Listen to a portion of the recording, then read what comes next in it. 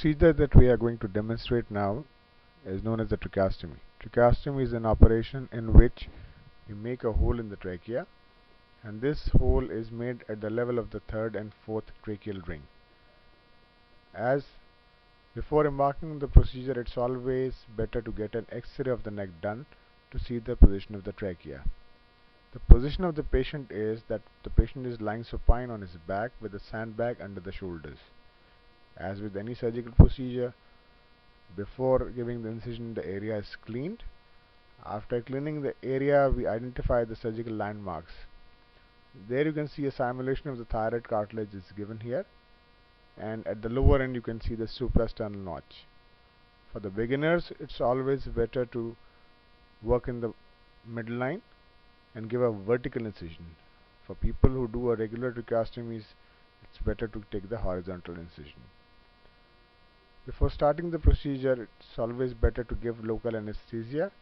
The local anesthesia is given in the consideration of 1:2 lakhs xylocaine with Adline. The advantage of putting Adline here is that first of all, it will delay the absorption of xylocaine. 2, it will cause vasoconstriction. A vertical incision is given from just below the thyroid prominence going towards the suprasternal notch. We apply traction on both sides.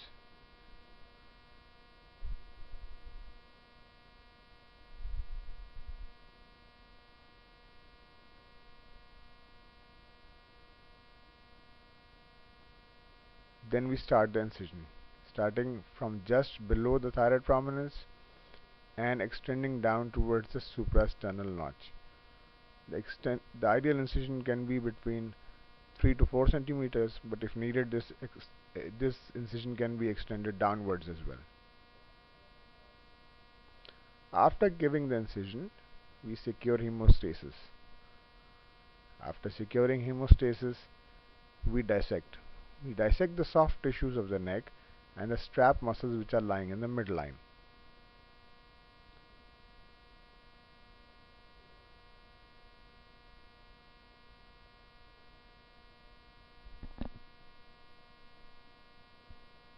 Once we have dissected the soft tissue and the strap muscles, we apply retractors on both the sides.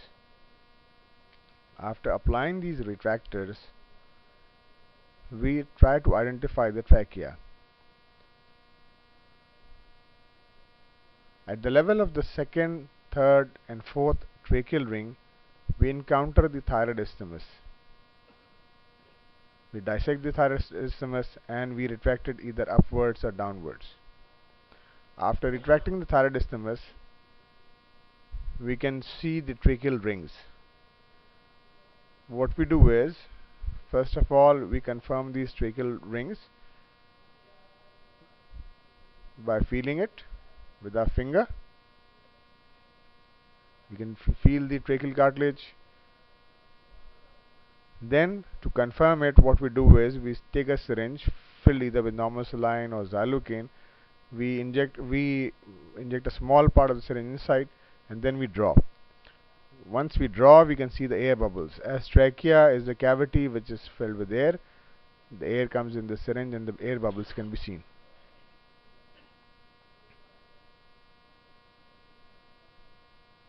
After identifying the trachea, then we give the incision.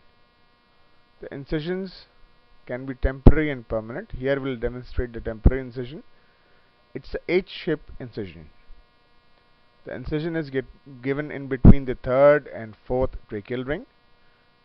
After giving this incision is extended, as you can see, on the lateral sides. On the lateral side, this incision goes upwards and downwards. Upwards and downwards on both the sides, making it like a simulation of H. There you can see incision, straight incision, then on the lateral side incision extended upwards and downwards. This is a metallic type of a tracheostomy tube which is going to be inserted here. These metallic tubes are usually inserted for long-term periods. We have given the incision in the trachea. Now we take this tube and we have put the tube inside the trachea. You can see these straps here. These straps are tied around the neck to keep the tracheostomy tube in position.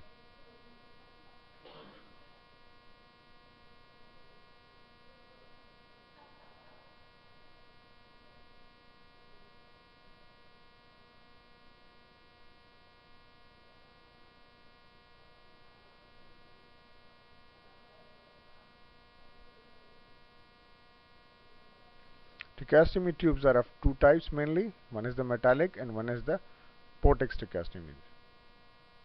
This is a metallic tube. This metallic tube has got two portions, the inner and the outer. This inner portion can always be taken out and cleaned. The outer portion has got these two small holes. These holes are for the straps. Lower down you can see this two flanges, and in between the two flanges there's empty space. This is the inner tube which can always be taken out, and this can be cleaned and put again into the outer tube. This has got two small hinges which make you able to in fact hold it on to. There's a small hole here, as you can see. This hole is for phonation. The patient, you can see the small hole. The patient can put his finger on this hole outside and then he can speak.